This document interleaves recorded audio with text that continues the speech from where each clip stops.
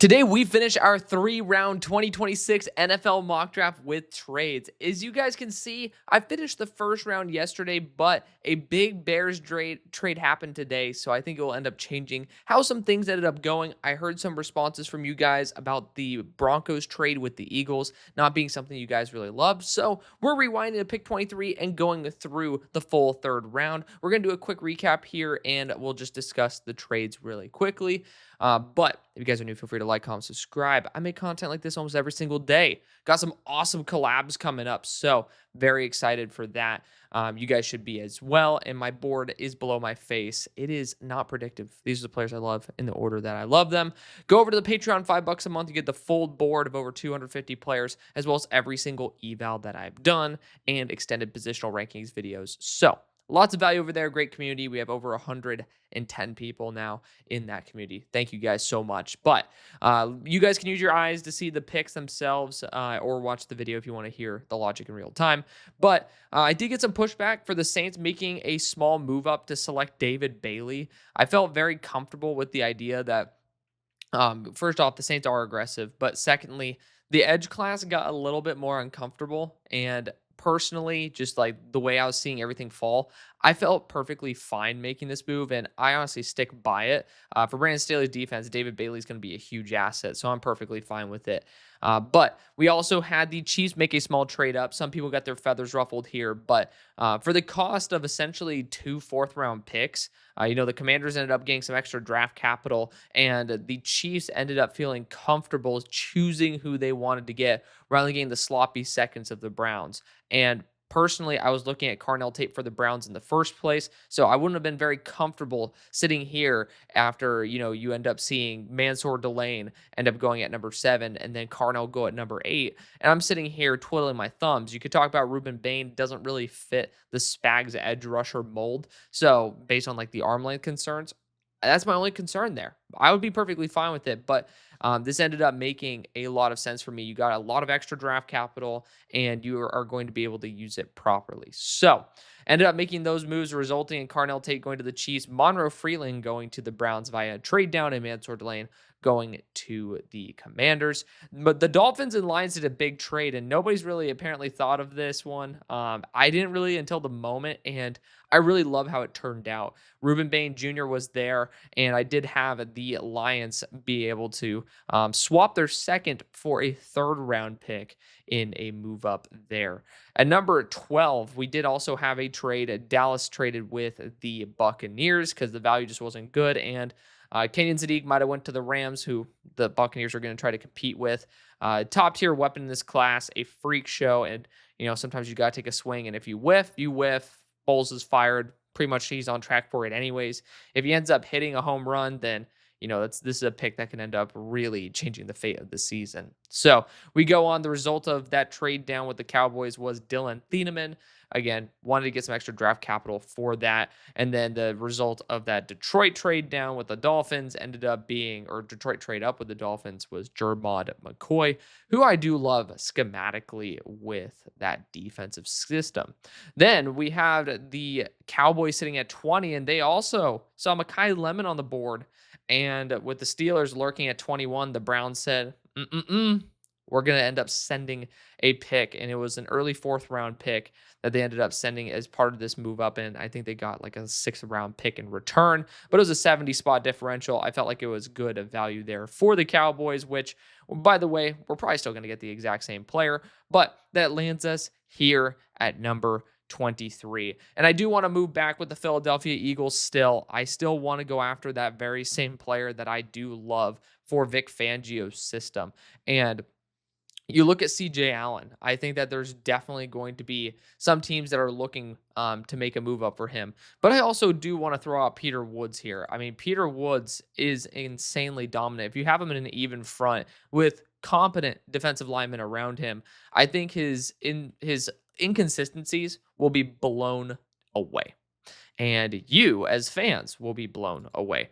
And I know that the Bears are going to be a great landing spot for him. I also know that the Bills are going to be a great landing spot for him. And Jim Leonard's defense, you end up putting Peter Woods in a John Franklin Myers role.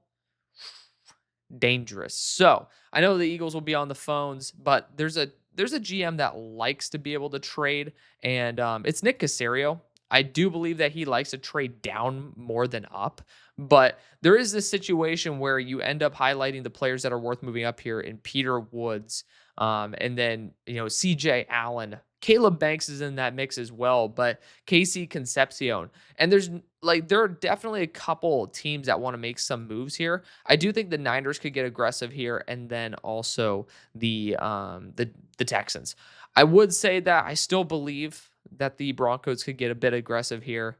It's just a lot of people aren't of that mindset. We will be having the Bears conducting a trade for Max Crosby, just FYI, because they have a lot of draft capital now.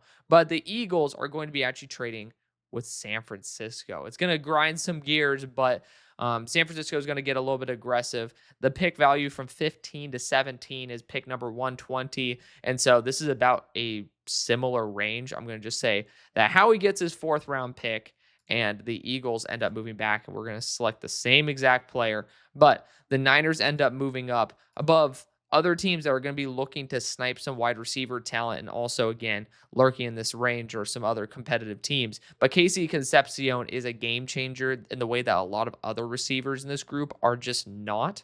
And I feel very comfortable drafting him there to the Niners. He's a nifty route runner. His drop issues come from how he actually just puts his hands. And honestly, that's something I believe with a good wide receiver coach, you can end up getting rid of. I think that's a bad habit that is at least something that you can address it a lot better than somebody who just can't catch the ball. So Casey Concepcion goes to the Niners at 24 for the Cowboys. Just like in the previous draft, we were going CJ Allen, a linebacker out of Georgia, via that trade back. So they end up getting Thieneman as well as CJ Allen. At 25, with the Bears, they do end up accounting for this pick respectively. We are sending this selection to the Las Vegas Raiders. Max Crosby is going to be sent as part of this deal. And the Bears are going to send their first. They are going to send Buffalo's second, and then a future third. Feel free to adjust the future capital if you so please. But I do think that the Bears are going to basically flip DJ Moore along with a first and a third, like people were projecting for Max Crosby. So the Bears have now flipped, and the Raiders are lurking at 25, and they also have 60. So this is going to be a fun episode for my Raiders fans. It's a great spot to be. Fernando Mendoza was already selected, and in Jim Leonard's defense, or excuse me, not Jim Leonard's, that's the Bills. That's what we're going to be talking about next. In your current defense, I honestly love Rob. He's somebody like a lot of people don't have a lot of faith in, but I mean, if you've seen the projects that your defensive coordinator has been able to turn, he kind of makes, some coal into diamond situations. I honestly love the idea of Peter Woods here. I know defensive interior absolutely is on the radar. Caleb Banks for sure is at least considerable. And I'm trying to find a balance to where Caleb Banks is in this realm. But even in DJ's top 50, he wasn't actually in the top 32. Neither was Peter Woods, to be fair. But I'm trying to address the biggest needs, and it's free safety. People try to talk about a wide receiver one. It's there, but I mean, Denzel Boston's not going to do anything for me. I'd rather just rock it with the guys that I have. You do have your starting quarterback, and honestly, with pick 60 or 67, Surratt's going to be there, and I think he complements the rest of the crew well enough. Offensive line-wise, I think without a terrorist son as your offensive line coach, you're going to be fine. You do have a lot of really good young pieces there. Linebacker-wise, Jacob Rodriguez is someone to consider because he will be taken probably with the next pick, and it would end up forcing me to do some pretty interesting stuff. So the debate is Peter Woods or Jacob Rodriguez. To be fair, the linebacker core, you've been able to maximize the talent there as well. But I do know for a fact that if I want to go after a linebacker, you will be weak at edge. There's not. TJ Parker's here too. If you're going to run a 3-4, though, I do have a bit of an issue going after TJ Parker. It just doesn't feel like a 3-4 edge. And when you look at the guys who are best suited for that, Malachi Lawrence at 36 would be better. So that's probably going to be my target. Malachi at 36. I like him, or Derek Moore. So those are going to be my two targets at edge. Defensive interior wise might mean that we have to push it up, because 60, I'm not going to feel comfortable with it. So I was about to go linebacker. I'm going to pull back. You're able to maximize your linebacker talent last year. The debate is Peter Woods, or do you want to get a big nose like Caleb Banks? I think you're going to take a swing on the potential monster in Caleb Banks, 99th percentile in overall wingspan. Dude's an absolute freak show of a talent there, and people wanted me to push him up higher. I think it's time. Number 26 for the Bills. We're running this one to the podium. They sent their second round pick for wide receiver that they desperately needed to at least add something to their receiving core. We're going Jacob Rodriguez, linebacker out of Texas Tech. They need something to be able to help out that defense there. And Jacob Rodriguez performed extremely well, looked a lot more athletic at the Senior Bowl, and performed more athletically at the Combine than he did during the regular season. And his one knock was primarily not the best athlete in the world. Good, but it wasn't great. And he tested out like a great athlete. And at the Senior Bowl, ended up really showing up in coverage drills as well. Number 27 for the Philadelphia Eagles. I'm sticking with my original pick. I know that this defense in Vic Fangio's system requires a boundary corner who has good zone instincts and someone who could not just break up a pass, actually catch it and get an interception. Chris Johnson has the highest zone IQ in the entire class. He is somebody who is incredibly smart, has incredible hands, the best hands I've seen out of a corner in terms of when the ball hits it, it's like he has stickum on his hands. It just does, like, it's glue. And it popped off to me before I even realized it was him at the Senior Bowl. I'm like, who is this guy? And so it passed the eye test even when I didn't know it was him. He fits Vic's system. People will try to say he's a second round corner. They're trying to say, oh, you can get him in the late second. You got to get updated, man. A lot of these corners are a little bit of a smaller build. I mean, we did just end up seeing, where's Keith Abney on here? Where are you, bud? Did they update his height yet? No. They got to update that for the Combine. PFF, man, you guys got to update that a little bit. But regardless, I think he ended up measuring it at 5'10". So you do start seeing, the pure boundary corners start to dwindle a little bit. But Chris Johnson has taken the lead as my number 2 corner, and especially for your system, I think it makes sense. Number 28 for the Houston Texans. Definitely a weird spot. You did end up re-signing Trent Brown to a 1-year deal. So I would say, looking at Blake Miller here, just the value is too damn good. I would be open to like possibly passing based on the fact that Peter Woods is still here. It's so hard to do that. And honestly, Trent Brown can kiss my ass. You got, I think, $7 million. Like, he could be the backup swing tackle, man. I'm going to go Blake Miller, tackle out of Clemson. He has like about 34 and a quarter inch arms. He ended up putting 32 bench press reps, which is one shy of the most at the Combine. And on top of that, strength wasn't his number one game. So it looks like he built a bit more strength there, and he tested out very well. Worth the risk there. At 29 for the Chiefs, man, Carnell Tate was part of that move up initially. It feels like criminal not just to take Peter Woods here. Like, it feels like this is legitimately like actual robbery if I end up, like, I feel like I'd be dangling a candy in front of you guys and just being like, I don't feel like doing that to y'all.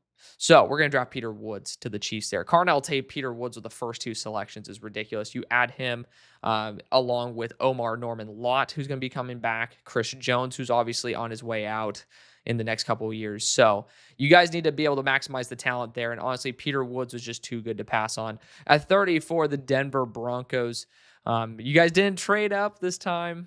You guys must be so happy with yourselves.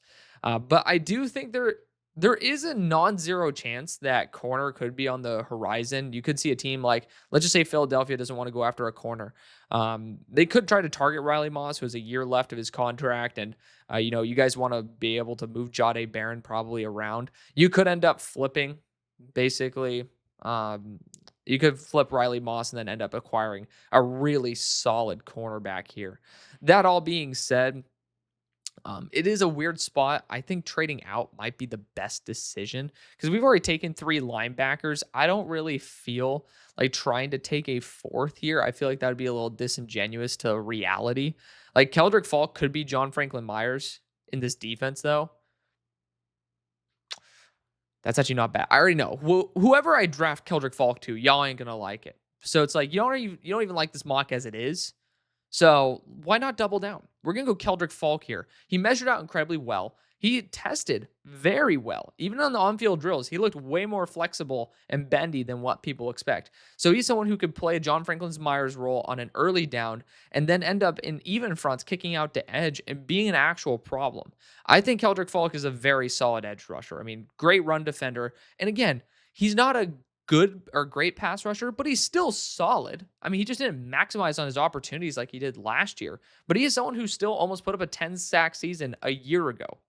It's not like he's the worst thing in the world. At number 31 for the Patriots, I'm also going to stick to my original selection. My goal is not to change it up too much. Max Henachor, tackle out of Arizona State. Morgan Moses is not going to be there forever. You need someone who's an actual tackle. Henachor has been playing only since he's 13 years old. I don't care. Hello, asshole. I don't really care if he ended up like, he's a little bit on the older side. He is still well worth with the tools that he has developing with Morgan Moses there. You have a really solid safety blanket with a really high ceiling player. It's just sometimes you can't mess around with offensive line. It's just not a position you mess around with. If you guys are wondering why Akeem Mesidor is dropping, the number one reason is I've seen some questions of his actual health. Apparently, there should be some medical red flags. I'm not going to confirm or deny anything. This is not something I know. I just ended up seeing some people talking about it. I did some research, and it seems like it's a possible issue. I know he had a foot issue. He's been good for 2 years, but the elbow, he's only played one extra game, the national championship, since he hurt it. Apparently, one of those two could be blipping as a red flag. Regardless, though, some incredible talents here, and the Seahawks do need to move back. I ended up doing it in that mock draft. I'm going to do it again in this one. And the Jets and Cardinals are sitting here. They definitely want that 5th-year contract. If I'm the Seahawks, I'm not giving that to the Cardinals. So I'm kind of giving them the middle finger. And I think the Cardinals should have been wanting to try to trade up into this range, but I just feel like it was too risky for any of the other teams. And technically the Patriots could have done it, but when you get offensive tackles, it's very, very difficult to pass up that 5th-year extension or the 5th-year contract, especially if it's a tackle like Ian Nachor. But looking at who else is valuable in this range, you talk about top tier corners. The guard range, I don't think that that's going to garner that type of concern or that type of interest. I will say quarterback's not off the market here. I mean, we do see some teams that are at least in this range. Again, the Jets could try to make that one spot move up, end up just, taking a shot for the hell of it. And then you also end up looking at, again, the Cardinals.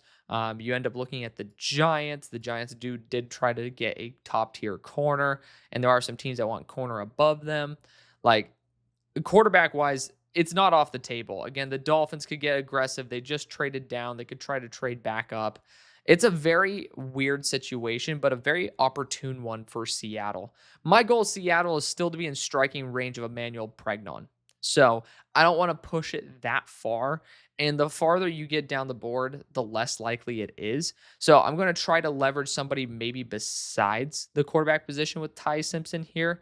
And looking at the teams that could end up trying to move up for someone special. You look at Denzel Boston, there is a significant drop off after him. And I think the Jets would like to have that extra 5th-year extension. TJ Parker deserves some consideration as well. But also the Titans. I mean, they just invested in one weapon. In Jeremiah Love. They absolutely still need to try to target a true wide receiver and a true corner. So lots of teams of opportunity here. We're just yapping to yap at this point. I'm going to make the move. And honestly, if I'm the Seahawks, my goal is just get good amount of draft capital. Don't go too far. With the Titans, I do think it looks a little bit light. I think I'll end up sticking to what I did with the New York Giants in the last episode, which for the Giants, I think I ended up saying 143 and a future 4 as part of this deal. It might have been a future 3rd. Feel free to adjust it as you please. But for the Giants, they've shown the willingness and the desire to go after a top-tier cornerback. And I do see quite a few teams that are going to be lurking with that. In that range, I do feel uncomfortable with that 3rd-round pick, though. But for Seattle, the goal should be try to pick up some extra draft capital. For the Giants, it's all about getting more. And they move up to here. And if they were trying to get after a top tier corner like McDuffie. I think Avion Terrell has a lot of the similar skill set, not necessarily the tallest guy on the planet Earth, but really feisty, really good skills, and NFL bloodline. Let's get back to the actual video now because we're at number 33 overall. It took us a little bit to get here, but I feel pretty happy with the journey that we took. First two picks, Arvel Reese, Vega Yowane. I'm going to go after the perfect receiver to finish off this trio. We got Denzel Boston, wide receiver out of Washington, excuse me here. Denzel Boston doesn't get enough love. I mean, he gets like shitted on, very similar to Keldrick Falk. He's just not an exciting player, but he is a dream wide receiver 2/3, especially in this receiving core. You don't have that necessarily positionalist possession style receiver. And it complements AD Mitchell's deep ability, complements Garrett Wilson's ability to pretty much separate at any level of field. He is a unique wide receiver to add to your core. And I really do like that.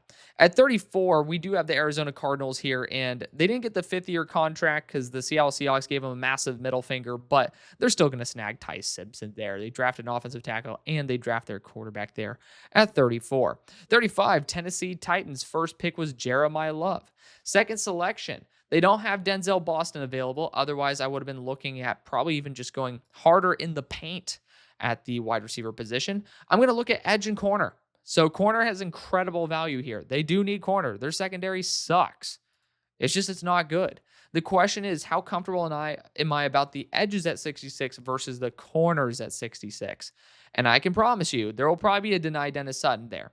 There might be, like, God forbid if there's not, like, it'd be tough, but you don't need an edge rusher as desperately as what we think. And again, Akeem is falling solely for some medical red flags.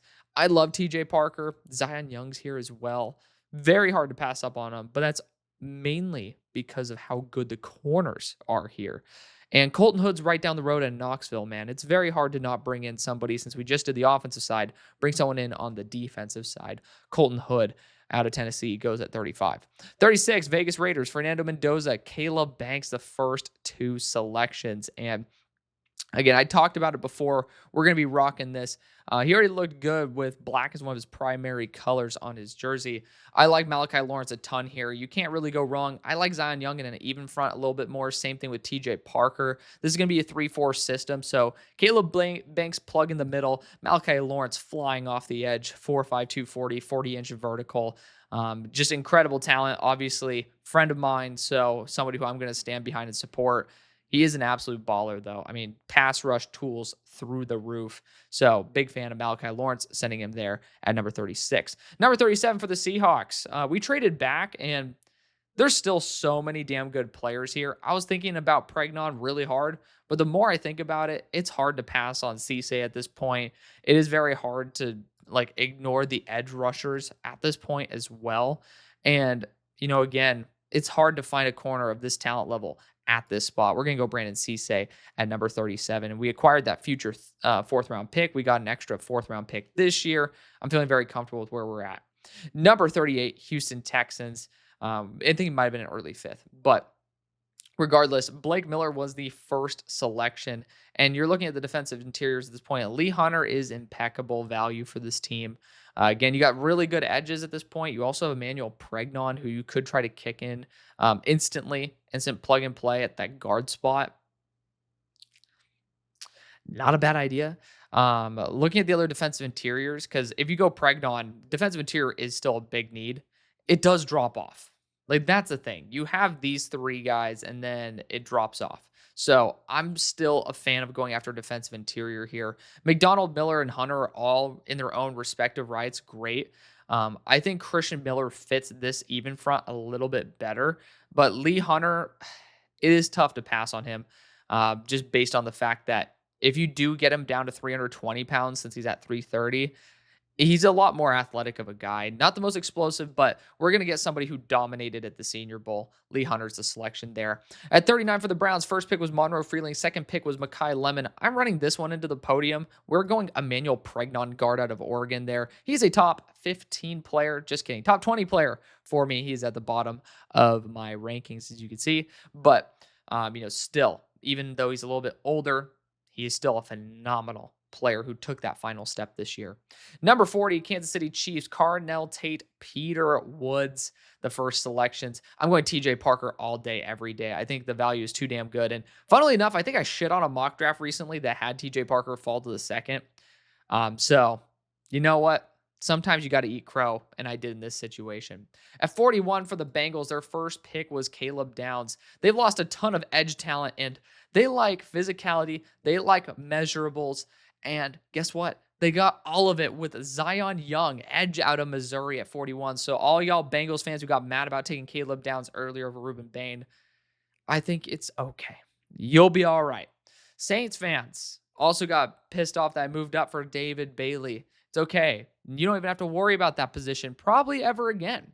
I'm looking at someone like Caden McDonald to plug the nose and be a reliable run defender. And I could end up just totally retooling this defensive front.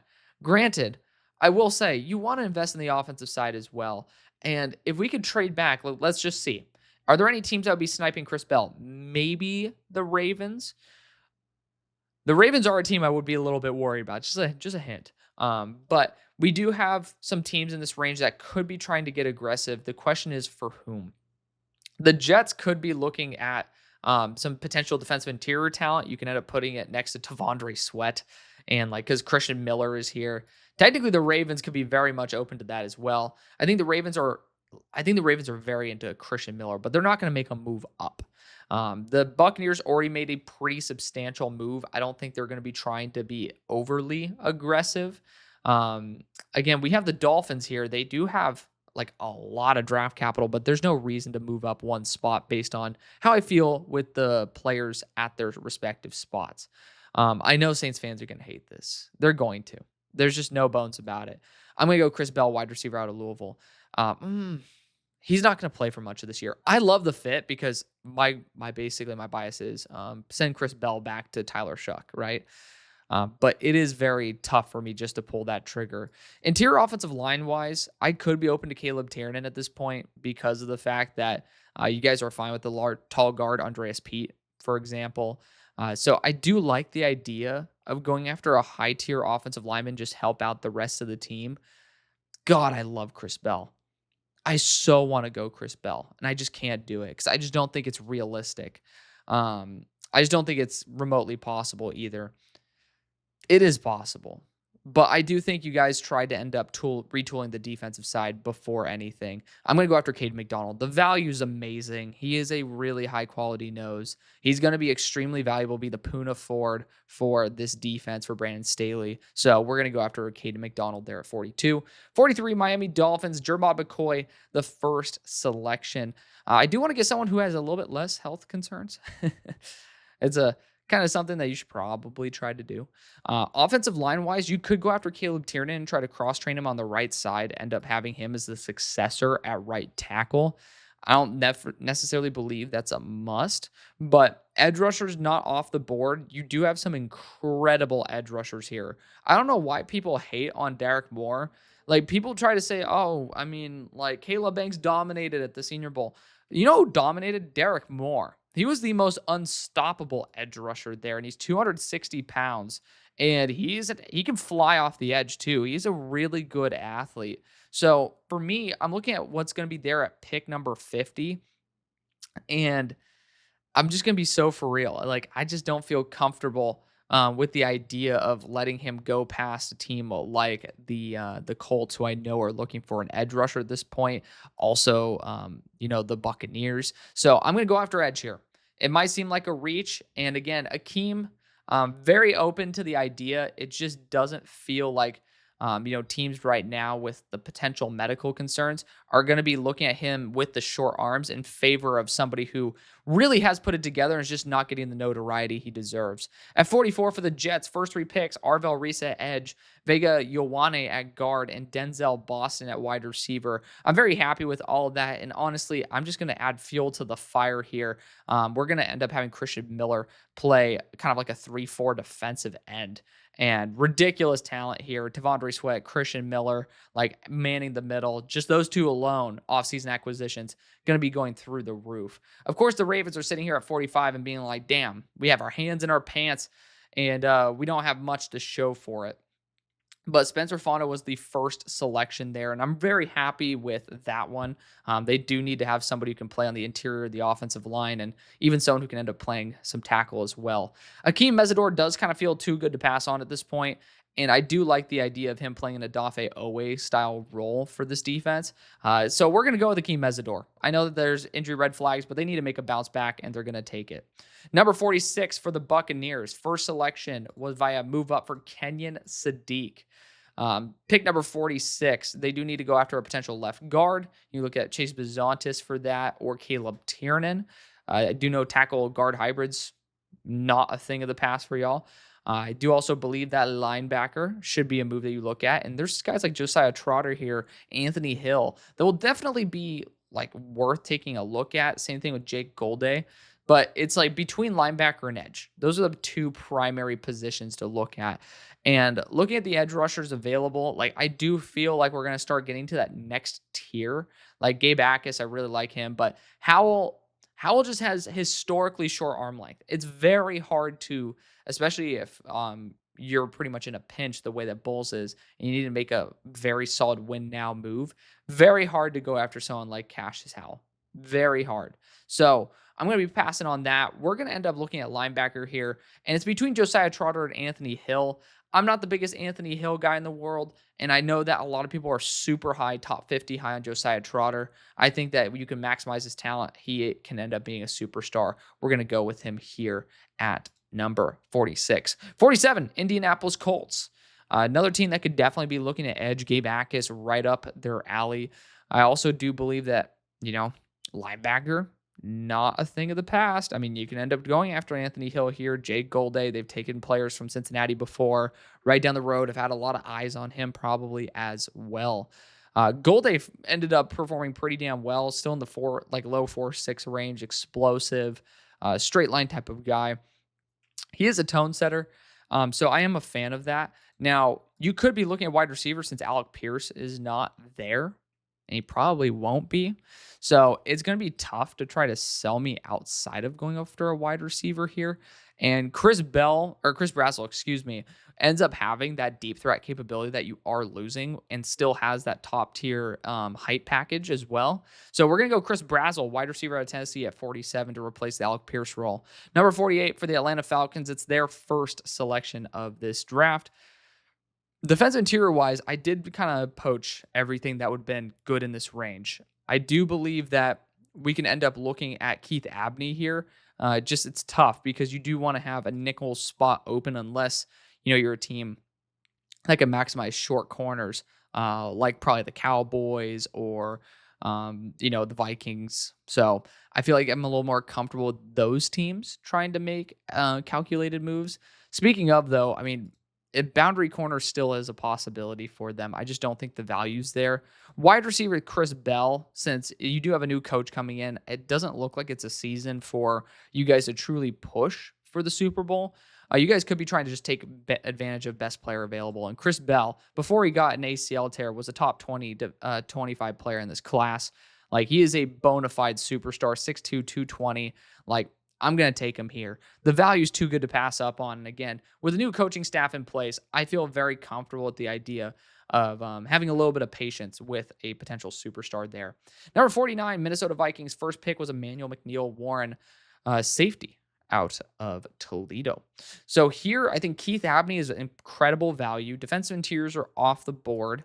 Running back wise, I'm not really a huge fan of spending this type of pick in this draft. I mean, I do think that the running back market's pretty damn solid out there. So you could probably just try to balance that out there. Linebacker wise, I do love the idea of Jake Golday or Anthony Hill at this point. And, both these guys are actually pretty solid rushing the passer. I think Anthony Hill's a little bit worse. So I'm going to end up going back to Cincinnati for a top tier linebacker here in Jake Golday, someone who can also fly off the edge. Number 50, Miami Dolphins, Jamad McCoy, Derek Moore, the first two selections. And wide receiver Jeremy Bernard's not a bad choice here at all. I'm a very big fan of him. But I will say, like, it's between Keith Abney. You could talk about Velcro Pawns here for sure, but Keith Abney and then Caleb Tiernan. And I think the offensive line needs some work. The question is who's going to be taking those quarterback reps. It's tough to have a 6'8" guard, but I think desperate times call for desperate measures, and Caleb Tiernan's going to be a really high quality player. You just need some stability, and tackle guard hybrids are kind of a thing of what Green Bay used to do. They do love those tackle guard hybrids, so maybe Halfley ends up pulling some of that in with him. Number 51 for the Carolina Panthers, Caleb Lomu was the first selection. Cash as hell is here. You could try to take him to fly off the edge. Again, historically short arms. Like historically short arms. Like I'm literally a player who's never been drafted with that arm length before. Fun fact. Not a one has ever been drafted with arms as short as his. And it's a very hard sell for me. But we end up getting Lomu to replace short-term Ike Ekwonu after that patellar tendon tear and have the ability to transition and cross-train at right tackle to take over for Taylor Moton the year after. This is a good possibility for us to go after Anthony Hill as well. Big fan of what he could bring as like a superstar linebacker who's young, athletic, and rangy. And honestly, the ceiling is too good to pass on. I do think moving back wouldn't be a horrible idea. I'm looking at the teams down the line. Technically, the Packers could be looking to replace Quay Walker with somebody like that. It's very possible, but I'm not seeing a ton of threats on the near horizon. And Velcro Pons is available. To me, that's he'll be taken by the Jaguars selection. So it is something where maybe, if teams are looking at him, it's a good option. But Keith Abney's the one that I think teams need to be getting aggressive for. And personally, I think the Steelers are going to be a good team to make a move up for this. Same thing with the Eagles, but the Eagles have already taken their corner. But if he is available in this range, I think getting aggressive is not a bad idea. The Bears drafted Max Crosby with their first round selection, essentially. So if they want to end up addressing a position that is going to be a little bit more volatile, this is a spot where they could also do that. Technically speaking, secondary is not a bad position for the Raiders to target. It does feel like we're starting to stretch a little bit too far, and I do think with the Steelers having the knowledge that the Packers probably are looking at a corner, it's going to be a spot where the Panthers can end up getting a little bit of opportunity volume or opportunity value from the Steelers here. And again, such a small trade. I don't think it nets really that much at all. Maybe 159.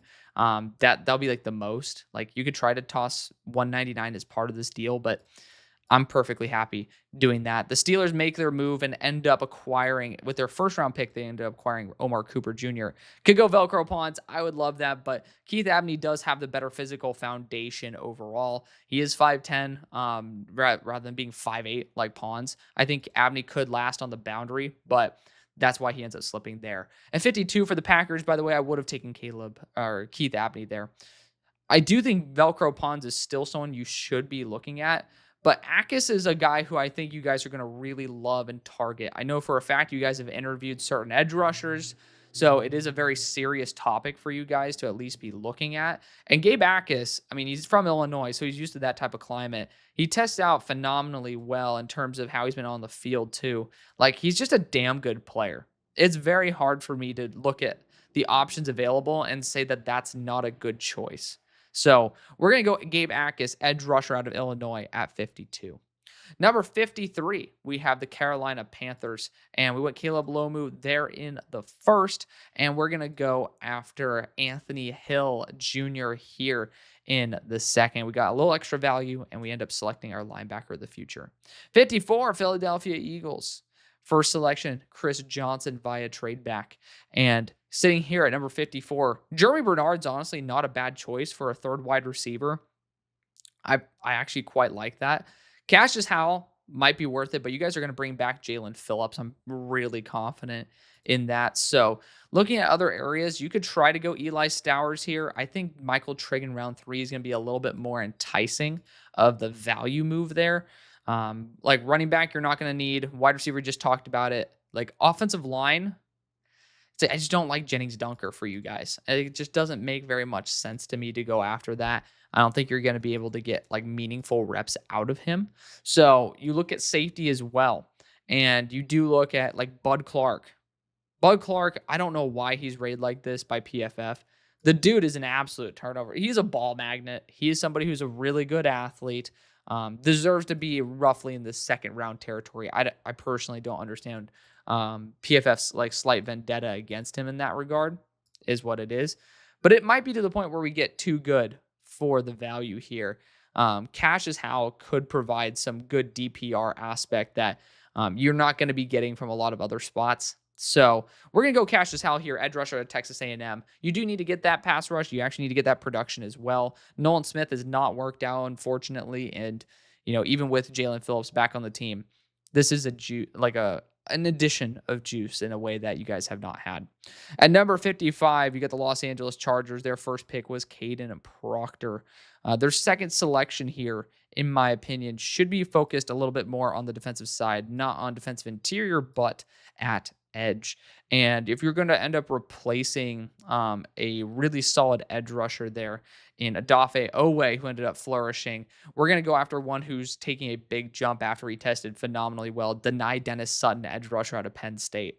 Number 56, the Jaguars. This is my favorite fit in the entire draft. Fun fact. D'Angelo Pons, cornerback out of Indiana. He just feels like Jordan Lewis 2.0. He's small but feisty, can handle bigger receivers.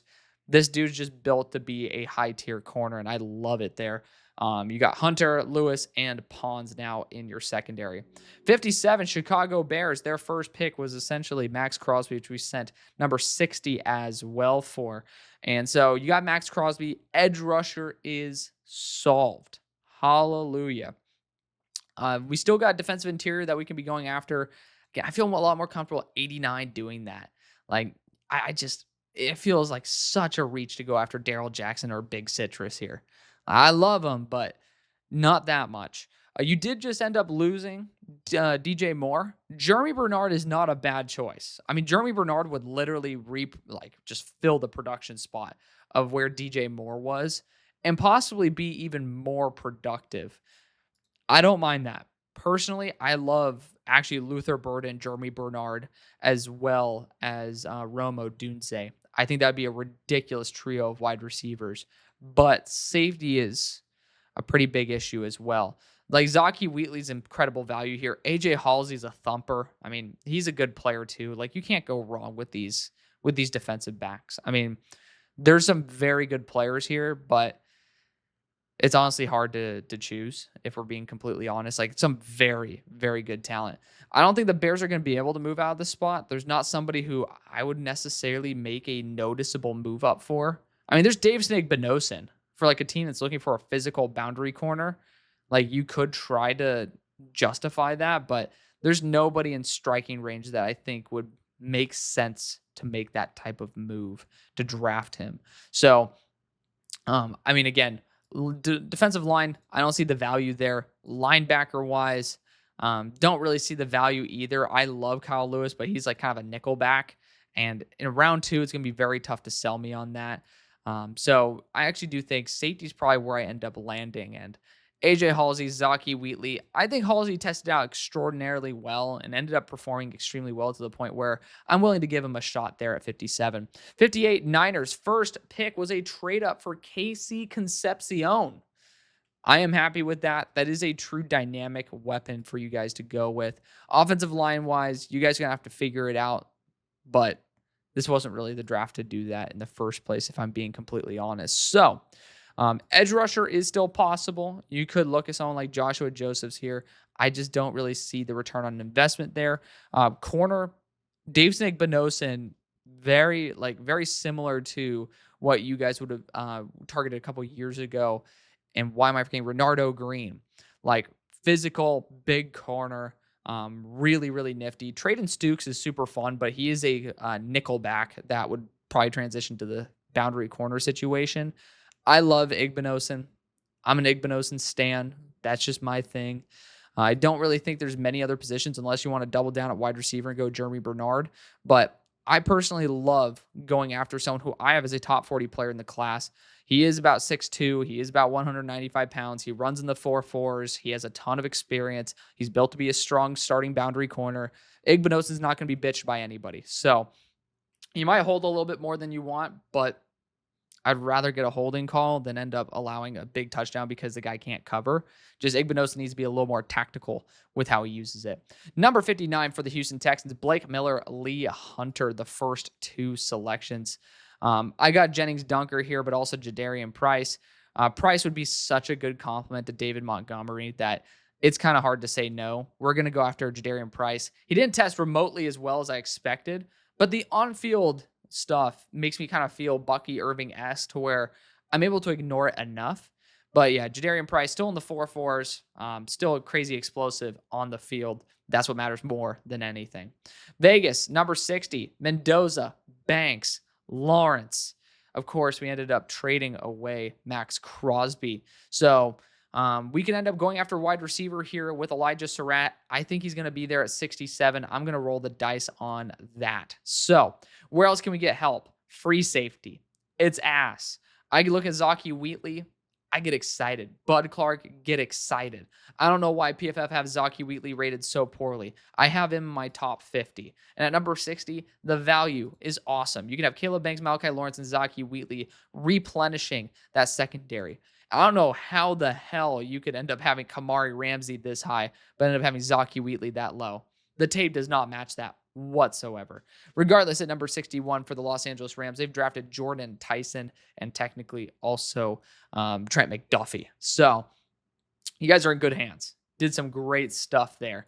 You could continue to develop your secondary by getting Traden Stukes, who's a flexible nickel/boundary corner. That'd be really intriguing.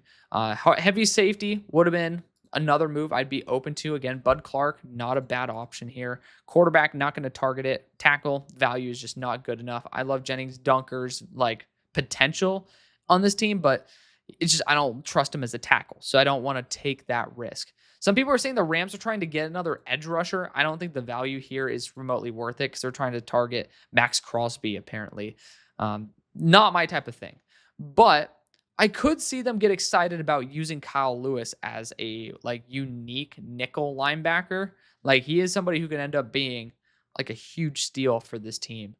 Tight end apparently is still on the board for the Rams. It's a weird, awkward spot. Honestly, if I'm going to be them, I'm trading out of here. Jeremy Bernard's still here. He deserves a lot of love. He deserves some legitimate interest. And especially with a team like the Broncos, which I want to double check what we did for the Broncos in the first with Keldrick Falk. I do think that there should be some interest in trying to jump them for Jeremy Bernard, who I think would be a really solid receiver for Denver. So because the Broncos fans pissed me off, we're going to end up sending away one of their favorite weapons. We're going to have the Titans move up. We were thinking about going a weapon for them earlier. This is really good value for them. So the Rams end up getting a little bit of draft capital back. Again, we're going to give 142 as part of this deal. Can end up tossing 255 back if you so please. I could really give a rat's ass, but do the own calculations on your own. So they end up moving up here. And again, Jeremiah Love, Colton Hood, respectively. Could go Chase Bazantes at guard, but I love your offensive line coach. I'd end up just trying to play the value game. Jennings Dunker's not a bad idea, though.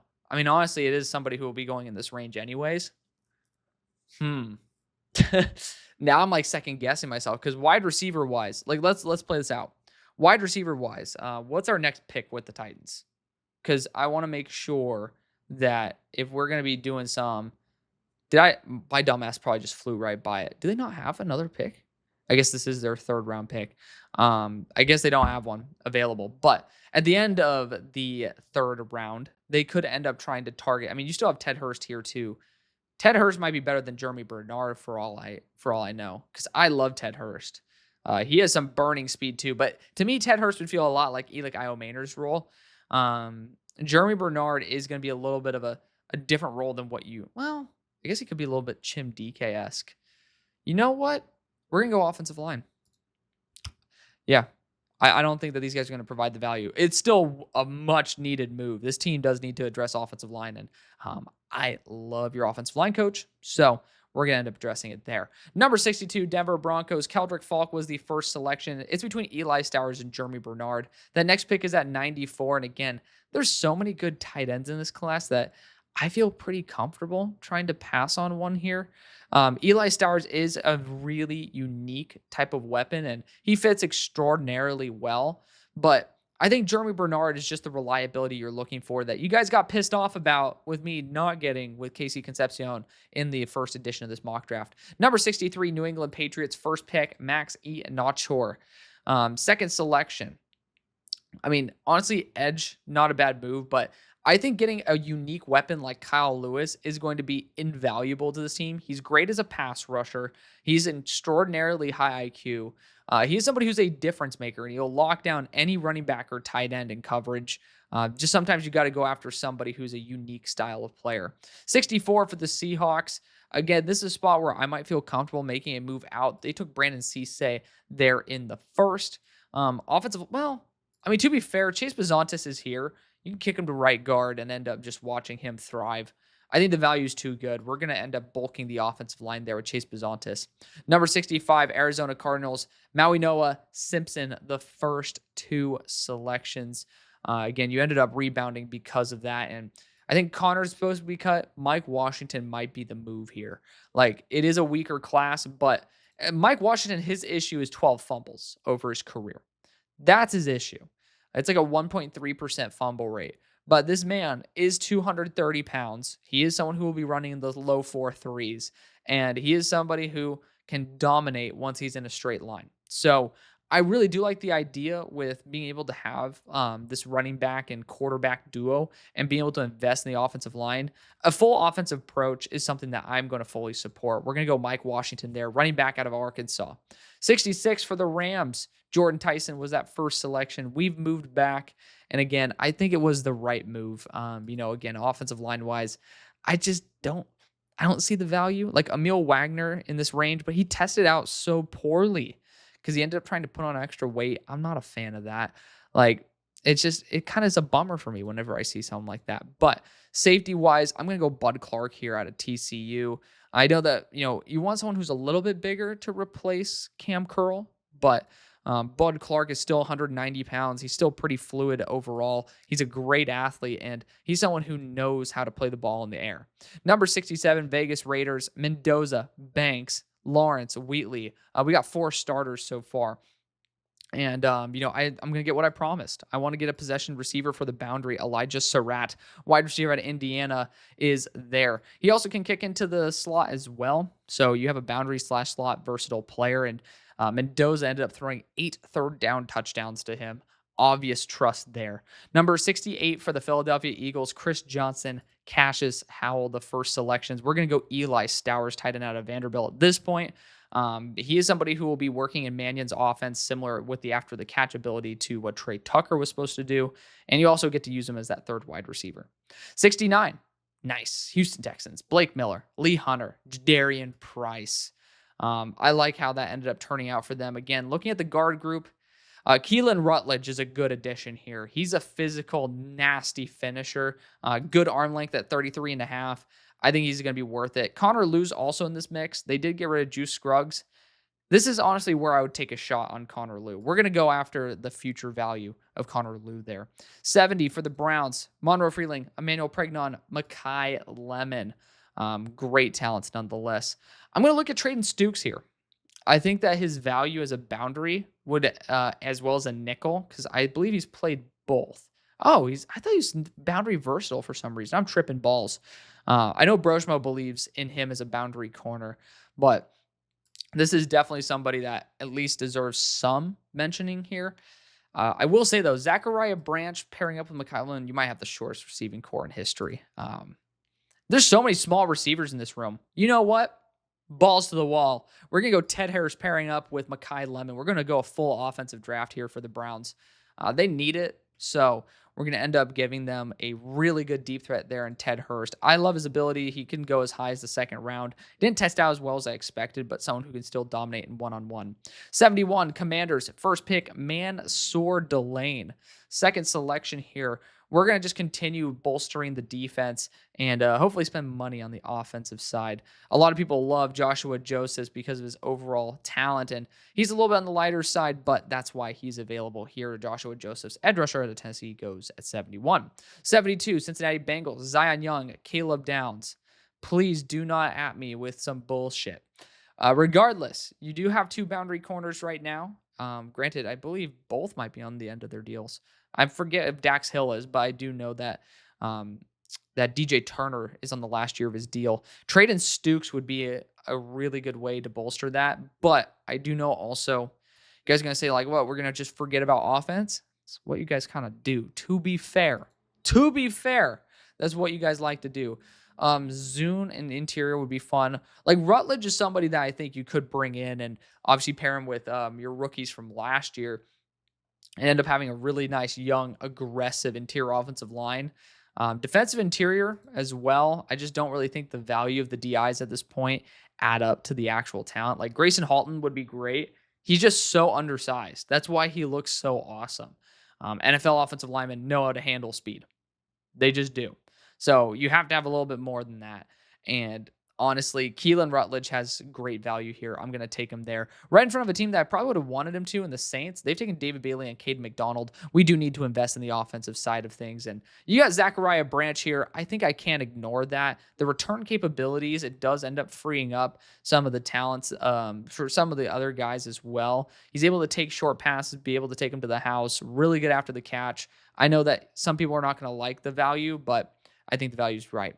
Carnell Tate, Peter Woods, TJ Parker. That's exactly what the Chiefs have been able to do so far in terms of flipping their capital. And Traden Stukes could slip immediately into the nickel role and be a star player for you guys. I'm going to take him here right now. 4.3 speed, top 100 player for me. It just makes too much sense. Number 75, Detroit Lions. First pick was Ruben Bain via a move up. I do think you guys end up addressing offensive tackle maybe through like Rasheed Walker and free agency. So I think that role will be filled. So looking at some other positions to target, there still is that center role. You still could go after, I mean, there's Logan Jones that a lot of people love. I do want to still throw out there Trey Zune. He tested out incredibly well. I think he was a leader on the bench press reps as well. He had one game at center and it was a 96 pass blocking grade. We got to remember the Lions ended up going ballsy in the third round last year with Isaac Tesla. It's very possible that they tried to do that again.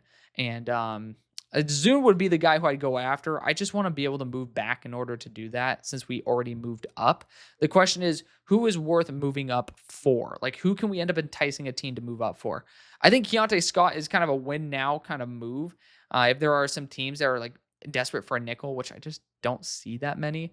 Wide receiver Skylar Bell deserves some consideration here. I would also like to throw out Malachi Fields. As much as people want to trash him for the poor 40, he is still a very talented receiver. And for the Steelers, I mean, the Steelers could try to target, Omar Cooper Jr., Malachi Fields, and DK Metcalf have a complete trio. So are there any other teams that are looking for a wide receiver right now?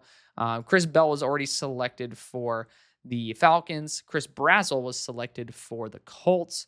And so the Ravens could try to get in on this. They could try to go above the Steelers. It just doesn't feel like it's something that they're going to do. So it is very tough for me to find a dance partner for the Lions. So I'm not going to do it. We got to look at some other things here. Like, again, tight end, they already got covered. Running back, they could try to get a bowling ball here like Jonah Coleman. I just don't think the value's right. They can do that in like the fourth round. Obviously, you're not going to draft a quarterback. Again, the offensive line just does not have the value. Zune is starting to make a lot of sense to me. Again, he was an elite center. And this team does not give a crap about what we think in terms of like who should go where. Honestly, I love that idea. We're going to go Zune for center. One game at center was a 96 pass blocking grade. I think this is literally the grade because they ended up having him at center there. So we got our center of the future, by the way. Trey Zune pairs up with Ruben Bain. 76, Pittsburgh Steelers, Omar Cooper Jr., Keith Abney, the first selections. I personally think that is everything that we truly are desperate for. Devin Moore can be a big, heavy boundary. Quarterback-wise, I just don't really feel the need to take a quarterback in this range. Like, it just doesn't benefit us. And again, offensive line-wise, like I'm trying to find a guy who I truly have faith in this range. Crownover is a fun developmental guy. I don't trust us to develop jack shit. So I'm really unhappy with that aspect of it. Defensive interior wise, we could get a monster nose here in Darrell Jackson, but that is kind of what we wanted with Wanya Morris or Waya. Why did I say Wanya Morris? Wyatt Black. So like Wyatt Black, I would hope he can end up taking that step. DeMonte Capart's not a bad choice either, though. I mean, DeMonte Capart deserves his flowers, man. The dude is awesome. Some people have talked about linebacker for us as well. It's honestly kind of we could just go best player available if we're being so for real. With the potential of Abney kicking to the nickel, I find Keontae Scott kind of hard to sell myself on. Skylar Bell with Omar Cooper Jr. Not a bad choice. We're going to overload the wide receiver core. Skylar Bell is a top 64 player in the class. First off, the dude I think he's just under 6 foot. He's like 5'11", but he can burn, he can scoop, but he also has great run after the catch ability and really good route running ability. Dude is dominant. Connecticut had a lot of really big upset wins, and he's a big part of it. 77 Buccaneers, Josiah Trotter, Kenyon Sadiq. We're drafting R. Mason Thomas off the bat. Tested very poorly, but perfect guy to replace Hassan Reddick. 78, Indianapolis Colts. We got Chris Brazzell as their first selection. Another team that's going to be looking at edge rusher and some really good ones here, in my opinion. LT Overton ended up testing out pretty poorly, but I still think in this defensive system, they can end up, Lou ends up being able to maximize big edge rushers really well. Worst case scenario, you would kick them in to guard or to defensive interior. Number 79, we have the Falcons, and their first pick was Chris Bell. We're going to end up getting ourselves a dominant nose tackle here, Darrell Jackson Jr. out of Florida State. 80, Ravens, Spencer Fano, Akeem Mesidor, the first selections. And honestly, at this point, I could try to go after a tight end. Like, I'm not against that at all, because if Likely is gone, you still will want to have that second tight end that you can rely on. Bryce Lance is the other one I'm thinking of, because he's a smooth route runner. He runs in the 4.3s. He's a freak athlete. He's older prospect as well. So someone who can step in day one. You know what? We're going to go Bryce Lance. Yeah, wide receiver out of North Dakota State. Number 81, Jacksonville Jaguars. First pick was D'Angelo Pons. Second selection here. Damn, Keontae Scott's available too. I feel so bad whenever I see that happen. I just know for a fact that this team is just, when you look at like the Rams type of background, and also then you look at Cohen. So Gladstone Cohen. Cohen came from Cade Otton. I think Max Clare, just he's a perfect fit for that role. And then Gladstone's going to like the smaller tight ends as well. Max Clare is a really good pick. But honestly, Brenton Strange does have some, I like Brenton Strange personally, but Max Clare, I think, deserves to be in the mix. And the value is too good. 82, Vikings, Emmanuel McNeil-Warren and Jake Agolde, the first selections. I do think you need to look at running back at this point. You got rid of Jones, so it is tough. But Emmett Johnson's here. He's never been a top tier athlete. I like Kalen Black. Desmond Breed's apparently 5'6". Fun fact. Jamal Haynes, that's funny. He's obviously not going to get drafted, but this draft actually has some really, really good backs on day 3. Like, I love Jamari Taylor, right? Jamari Taylor, he's somebody who's going to bounce off a lot of players. He's a top 5 back for me. Damon Claiborne has that deep speed ability that I love. Like, Emmett Johnson probably is the guy you can take in this range. And honestly, based on the running backs that you do have, like, Emmett Johnson will provide a lot of pass catching ability that maybe you don't have at a consistent rate right now. But Emmett Johnson going to be the selection there. 83, Carolina Panthers, Lomu and Anthony Hill, the first 2 selections. Let's get some extra pass rush. Why not? We could look at defensive interior as well. Grayson Halton, not a bad choice here. But you know what? You guys don't draft Clemson defensive players. I'm going to draft one for you. DeMonte Capart does not have to be a nose. He was 313 pounds, ended up testing in the 4.8s, and he had great arm length, near 34 inches. This dude's an absolute savage, so we're going to keep him there in the Carolinas. 84, Green Bay Packers, Gabe Akis was the first selection. So at this point, Keontae Scott, value's great for him.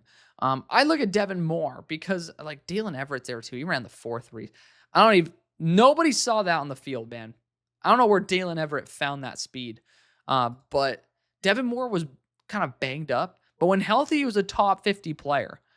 It might be worth rolling the dice here and sending him in. We're going to go after Devin Moore, corner out of Florida there. He is 6'3", nearly 6'3", about 200 pounds. Not the craziest athlete in the world, but the dude can ball out. And in the 3rd round, you can take some traits and that's one of them that you probably want to bet on. Steelers at 85. First pick, Omar Cooper, Keith Abney, Skylar Bell. It sucks that the great wide receivers are always here at the Steelers picks, but it is what it is. Again, looking at kind of like the similar players that we were having some issues with earlier, I could just try to take a shot on a quarterback. Again, it feels like a waste of a pick. So I'm not really a huge fan of that. I will say we just cut Jonnu Smith to save $7 million bucks. I might screw over because I know Philadelphia, I was kind of hoping that Michael Trigg would fall to him. Michael Trigg would end up being literally that in our offense. So, you know what? We're going to do it. Michael Trigg, tight end out of Baylor, goes to the Steelers. 3 pass catchers for the Steelers with their first picks, but all unbelievable value in my opinion. 86, Los Angeles Chargers, Caden Proctor, deny Dennis Sutton the first selections. We're getting back into the range where these offensive linemen are actually worth looking at. Granted, not much. So Jake Slaughter would be the next one for me. Farmer is a crazy athlete, but I'm not really moved by him. Nose tackle could be on the march here. Like definitely like a corner could be in the consideration as well. This is a Minter still style defense. I don't get bothered by that too much. I don't like this situation for the Chargers. I can't lie. Tight end's not off the board for him either, though. Like it really is not. Like Justin Jolie could end up pairing up, and I'm just trying to think who could end up being a better inline blocker. I love Raritan. I really do. Eli Raritan came in. He tested in the 4.6s. He's in around, I believe he's in that 250 range. So I'm going to take him here. This is a big my guy. I'm a huge fan of Eli Raritan. He's a top 100 player for me, and I think he combines well with Gadsden. 87, Miami Dolphins, Jermon McCoy, Derek Moore, and Caleb Tiernan. Honestly, a really good trio of players. I think you're going to take a shot on a quarterback here, and Garrett Nussmeier is that type of guy that is super high floor and I think just works really well. So it's worth taking the shot on him. I think he's better than Quinn Ewers, so, might work out, might not. 88, Jacksonville Jaguars, D'Angelo Pons, Max Clare, the first selections. And I do like going after best value. And again, I always continue looking at offensive line just to double check and make sure that something's not there. But if ETN is not there, you could be looking at a running back as well. Damon Claiborne round 4 is a bit better. God, of all the teams, like we need a team to move up for Keontae Scott. I'm convinced I need to make a team move up for Keontae Scott. Looking at, like, honestly, the Broncos aren't a bad option for this because of the fact that Broncos need some safety help too, which I actually don't mind Keontae Scott potentially moving to safety in that regard. Peyton got some balls on him. Sean's got some balls on him. I'm going to make this move because I end up saying he could end up working in some split high systems as well. We're going to make the move. The Jaguars and the Broncos are making a move. Pick 130, and they end up trading pick 162 back to them. Again, do the calculations on your own. We're going Keontae Scott here. The Broncos, Keldrick Falk, Jeremy Bernard, Keontae Scott. Best player available. Value's too good to pass up. 89 for the Bears. AJ Halsey was their first selection. Here at 89, honestly, Malachi Fields could end up being just a really good target, but we're going to just replace DJ Moore with pretty much DJ Moore. Antonio Williams, wide receiver at Clemson, goes at 89. 90 for the Dolphins, Jermon McCoy, Derek Moore, Caleb Tiernan, Garrett Nussmeier, the selections. We're going to look at wide receiver here, and we're going to get somebody who's damn reliable. We're getting Malachi Fields, wide receiver out of Notre Dame. 91, Bills, Jacob Rodriguez was their first selection. They traded for DJ Moore. I do think edge rusher still needs to be a position they try to fill. Max Llewellyn, big fan of him, but I actually love Kieran Crawford. The dude is really awesome. He can drop into coverage as well, which works phenomenally well in my opinion with this Jim Leonard defense. I think Kieran Crawford is going to be a huge steal. Number 92, we have the Niners, Casey Concepcion, Davison Igbinosun, respectively. So at this point, safety is still on the prowl, and honestly, getting a ball hawk like Genesis Smith might be worth it. I love Cole Wisniewski. I mean, honestly, he had 8 interceptions 2023, missed 2024 with a foot injury, and still dominated here in 2025. He's 213 pounds at 6'3", 214 pounds at 6'3". Didn't get a combine invite, but I think that he was absolutely shafted. And he's someone who can end up coming into the box as well. It says 6'4", 220, so like even more in this case, but Shrine Bowl is 6'3", 214. We're going to go Cole Wisniewski. I know people aren't going to like it, but this is someone who I have as a top 50 player in the class. 93, Los Angeles Rams, Jordan Tyson, Bud Clark. So other positions the Rams could target. Again, linebacker, the value is great here. We're going to end up getting Caleb Elam's or linebacker out of TCU, 4.47 speed. And he has some good coverage ability as well. Worth the shot here in late 3. 94 for the Jaguars. I'm also going to look at linebacker here. And, I love Aiden Fisher. Great linebacker. He's going to be a good Sam as well. Can end up sending him on blitzes. He's not going to be necessarily a Devin Lloyd type of perfect replacement, but getting some good bodies in that room, never a bad idea. 95 for the Patriots. Max Iheanacho and Kyle Lewis, the first selections. I do think we can end up looking at some wide receiver talent at this point, and there's some good ones. There's absolutely some good ones still available. I love Cyrus Allen, but Dion Burks is someone who can scoot. He has incredible route running ability. As long as he's healthy, he is worth it. 96 for the Seattle Seahawks. Brandon Cisse, Chase Bizontis, the first 2 selections. I still couldn't, if Dion Burks were here, I would end up taking him to replace Rashid Shaheed. I don't think that you necessarily need to do that at this point, but hey, Tyron Montgomery's in the simulator. That's cool. But I really, really love Cyrus Allen to the point where I'd almost take him here. Running back is certainly on the market, though. I mean, this is a spot where you could take someone like a Damon Claiborne who has that home run hitting ability, like genuinely one of the best home run hitting backs when healthy. He was my RB2 coming into the year. So, like someone who has that type of potential. Linebacker's not needed. You signed Drake Thomas today. Have we drafted guard? We did. Thank God. I was like, we need to make sure a guard's taken care of. Safety is good and valuable at this point. You look at Genesis Smith, Michael Toff. Like Genesis Smith, in terms of him just staying deep, he's ass versus the run. So I just don't think that McDonald's going to fuck with that. Like, I'm looking at guys who could end up being really solid safeties. We're going Jalen Kilgore. This is the dream corner to safety hybrid. He's a slot safety basically right now, but you send him to single high or you send him to a split system. He has the athleticism to make all of it work. Just get him away from man coverage, period. I love the idea of pairing up Jalen Kilgore and Brandon Cisse once again. 97, Minnesota Vikings, Emmett Johnson, Jake Golday, Emmanuel McNeil Warren. I'm going to get the juice. We're going to go big Dom Orange, big citrus here at number 97 and just call it a day. Number 98, Philadelphia Eagles, Eli Stowers, Cassius Howell, Chris Johnson. I guess I wasn't saving Michael Trigg for him, but regardless, I do like the fact that we addressed those positions properly that needed some help there for sure.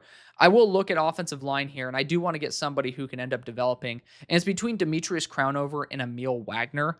Both these players are phenomenal talents. Emil Wagner, I think, just added a little too much weight. He was up to 306 and just didn't test out as well as he should. But talent through the roof. Then you look at Demetrius Crownover, who has 35-inch arms, needs a year to sit, but is an absolute unit of a human being. For me, I just feel like if you're going to go with Demetrius Crownover, you should just go with Cam Williams. And with Emil Wagner, you have the potential to actually have somebody that has a skill set you don't have. So we're going to go Emil Wagner, tackle out of Notre Dame. He also ended up doing pretty well at the Senior Bowl, or the Shrine Bowl, at left tackle too. Number 99 for the Pittsburgh Steelers, Omar Cooper Jr., Keith Abney, Skylar Bell, Michael Trigg. They like to go in the trenches, so that's exactly what we're going to do. We're going to look at the defensive interior here. And value-wise, I honestly would love James Thompson down the line. Personally, Bryson Eason's also a good one. Chris McClellan did a fantastic job. I mean, there's just not good value here. Caleb Proctor deserves a lot of love as well. Big shout out to him. But I do think we need to look at a hog molly here. We do need to go after some offensive line talent. And looking at the guys who can end up fitting that role, I do want to be able to give a potential chance to somebody to legitimately start in the future. And I'm going to give a shot to Demetrius Crownover. I was giving him a shout there at 98. I'm going to give a shout here at 99. 35-inch arms. Really, really good flashes at the Senior Bowl. End up having some respective struggles this year, but when you do have such a mobile quarterback, that is usually what happens. But it does give the opportunity potentially for Fontenot to move back to his native left. Number 100 for the Jaguars, and ending off this mock draft, I do think we should end off with a fun trade. Who's available here that is worth moving up for? You know what? There is a player who I think could end up getting some love here, and it's Drew Aller and Taylor Green. Both of them, respectively, deserve some type of consideration from these teams. So the question is, which team would end up making that move? The Jets could try to end up getting in on this, get their hand in the cookie jar, so to speak. I think that, the Dolphins, they had enough picks. Honestly, they ended up already drafting one, though, so it's like there's no reason for that. I do think the Colts could try to end up playing the game here because they did some dumb shit with, the way they tried to basically they don't have draft picks. God damn. The Colts, do something right. Like, holy Toledo. You know what? Oh my God. The Falcons don't have draft capital either. What's up with you guys? All y'all. All right. I thought I was going to get a little sneaky here. We're just going to move up with the Jets because not to just do a trade to do a trade. I do think the Jets can end up moving up and getting a little bit more of a favorable situation, making sure that they get their quarterback. For this range, a 3-pick spot move, like you could just talk about 193, and I would be perfectly happy with it. So they move up. The Jets, they drafted Reese, Ioane, Boston, Miller. Oh, I got a hiccup. Hello. And we're going to draft Drew Aller here because of the fact that Ioane and also, I keep wanting to say Fashanu are starting in the offensive line. At least give him a shot. That's the video. Thank you so much for watching, showing the love you always do. I'll see you later.